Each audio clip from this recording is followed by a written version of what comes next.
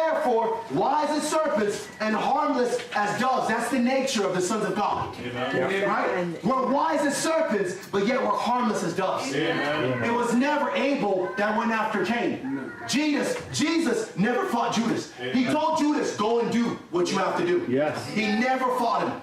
Yeah. Amen. He never made fun of him. He never cussed him out. He never brought any accusation. But the Bible says, Michael the angel dare not bring any accusation against the devil, except he said, Satan, the Lord rebuke you. Amen. See that nature? Yeah. The sons of God, we don't have that in us. Amen. They can beat us, but we don't. God, may the Lord forgive you. Right? They take advantage of that. Right? They use our kindness for our weakness. They think it's weakness, but it's not. It's power. Amen.